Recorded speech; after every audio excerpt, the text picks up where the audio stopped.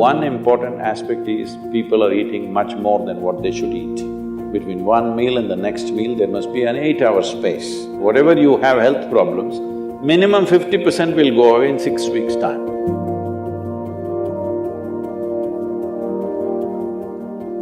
Namaskaram Sadhguru. Fasting on auspicious days has existed in India since time immemorial, but many Indians believe that it's unscientific and illogical.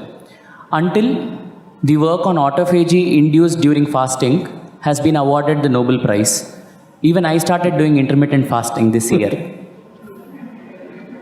So why are such beneficial ancient practices being labeled orthodox and then immediately implemented once there is a Western approval? That's because you don't have the right color of the skin.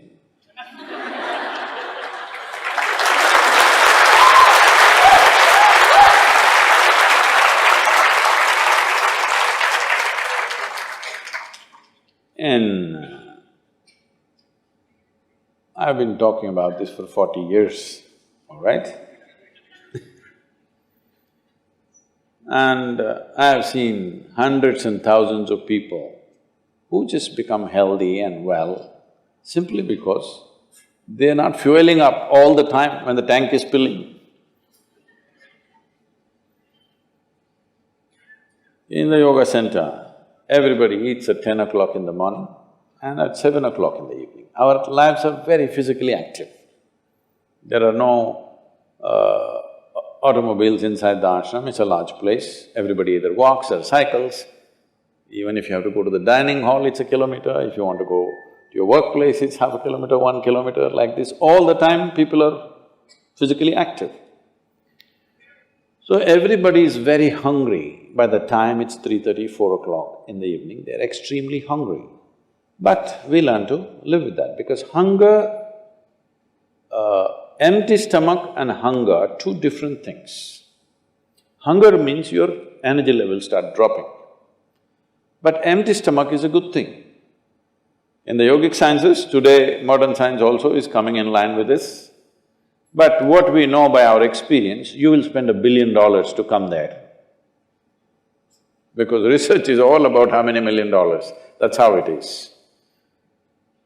Your body and your brain works at its best only when your stomach is empty. So we always make sure we eat in such a way, how much ever we eat, our stomach must be always empty within 2 to 2.5 hours' time maximum. So we go to bed hungry always. People think they cannot sleep. They can sleep. On an average, for 25 years on an average, I slept only 2.5 to 3 hours. These days I'm getting little lazy and sleeping anywhere between 3.5 to 4.5 hours in spite of the level of travel that I have. When I say level of travel, if I say my level of travel in the next few days, you will fall off your chair. Yes? Should I tell you? No, not necessarily.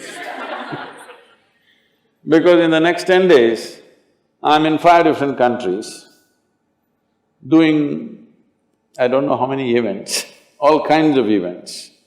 So, you're able to keep this up simply because you don't overeat. It's very, very important. Everybody eats 2 meals. I generally eat only 1 meal, 4:35 in the evening, because I don't like to sit in front of the plate and worry about how much to eat. I like to eat well. So, 4:35 in the evening, if I eat a meal, it's only next day. Is this enough? Am I looking okay? Hello?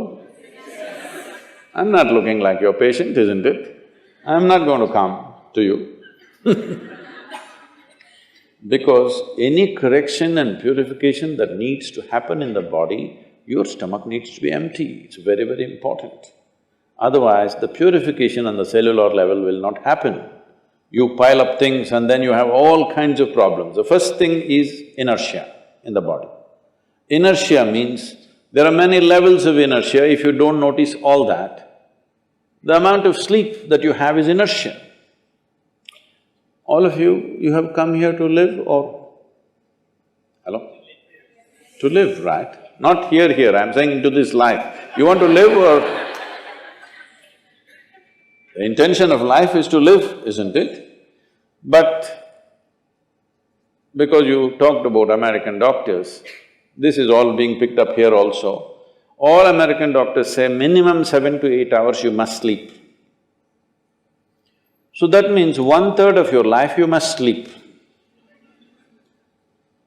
Another 2, 3 hours, 4 hours goes in bath, toilet, eating, this, So literally 50% of your life is just maintenance.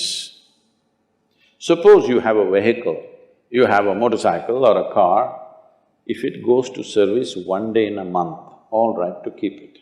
If it goes to service 15 days in a month, this is a nuisance, isn't it so?